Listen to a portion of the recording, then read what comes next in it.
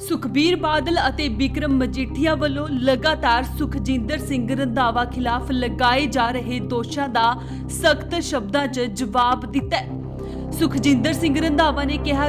ਦੇਖੋ ਜਿਹੜਾ ਬੰਦਾ ਨਸ਼ੇ ਦੇ ਵਿੱਚ ਆਪ ਫਸਿਆ ਫਿਰਦਾ ਔਰ ਕੱਲ੍ਹ ਦੀ ਜਿਹੜੀ ਜਜਮੈਂਟ ਆ ਉਹਦੇ ਵਿੱਚ ਜੋ ਜੱਜ ਸਾਹਿਬ ਨੇ ਆਬਜ਼ਰਵੇਸ਼ਨ ਦਿੱਤੀਆਂ ਨੇ ਔਰ ਉਹਨਾਂ ਨੇ ਜੋ ਕਿਹਾ ਕਿ ਇਹ ਬੰਦੇ ਨੇ ਨਾਲ ਨਹੀਂ ਕਰ ਰਿਹਾ, ਕੋਆਪਰੇਟ ਨਹੀਂ ਕਰ ਰਿਹਾ ਜਾਂ ਗਲਤ ਕਰ ਰਿਹਾ, ਤਾਂ ਜਦੋਂ ਹਾਈ ਕੋਰਟ ਦੀ ਗੱਲ ਆ ਜੇ ਉਹਦੇ ਬਾਅਦ ਤੇ ਸੁਖਜਿੰਦਰ ਸਿੰਘ ਰੰਧਾਵੇ ਦਾ ਕੋਈ ਲੈਣ ਦੇਣ ਨਹੀਂ ਹੈਗਾ। FIR ਰਜਿਸਟਰ ਹੋਈ ਜਿਹੜੀ ਬੜਾ ਕਲੀਅਰ ਕੱਟ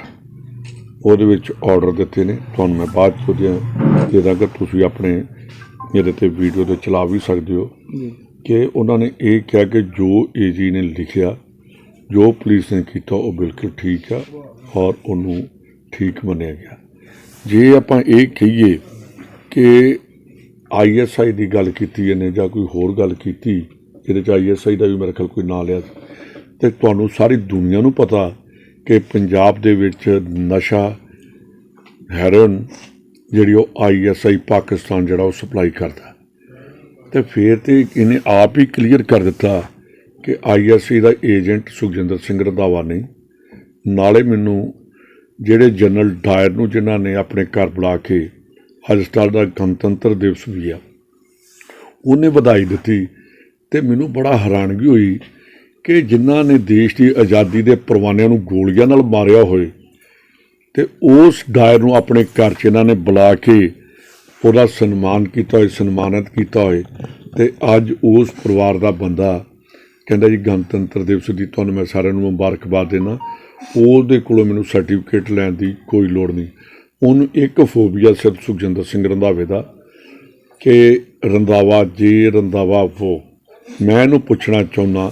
ਕਿ ਪੋਲੀਟਿਕਸ ਤੋਂ ਪਹਿਲਾਂ ਮੈਂ ਇਹਦੇ ਵਰਗੀ ਗੰਦੀ ਅਤੇ ਘਟੀਆ ਪੋਲੀਟਿਕਸ ਨਹੀਂ ਕਰਨੀ ਚਾਹੁੰਦਾ।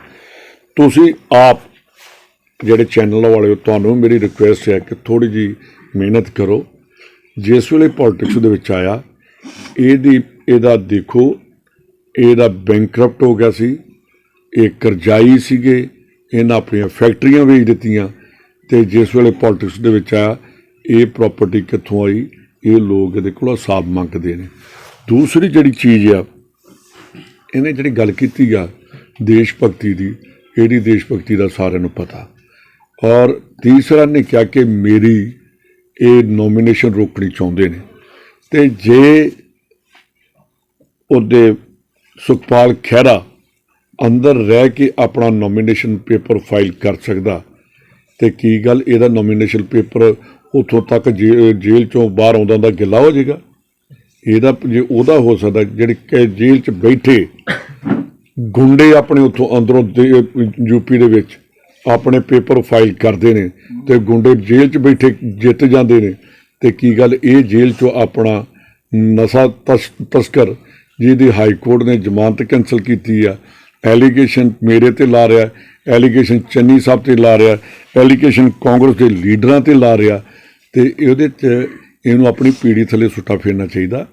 ਔਰ ਇਹਨੂੰ ਆਪਣੀ ਜ਼ਬਾਨ 'ਤੇ ਕੰਟਰੋਲ ਰੱਖਣਾ ਚਾਹੀਦਾ। ਅੱਜ ਇਹਦੀ ਗੰਦੀ ਜ਼ਬਾਨ ਕਰਕੇ ਅਕਾਲੀ ਦਲ ਜਿਹੜਾ ਹਾਸ਼ੀਏ 'ਤੇ ਪਹੁੰਚ ਗਿਆ। ਅਕਾਲੀ ਦਲ ਆਪਣੀ ਹੋਂਦ ਬਚਾਉਂਦਾ ਫਿਰਦਾ, ਅਕਾਲੀ ਦਲ ਆਪਣੇ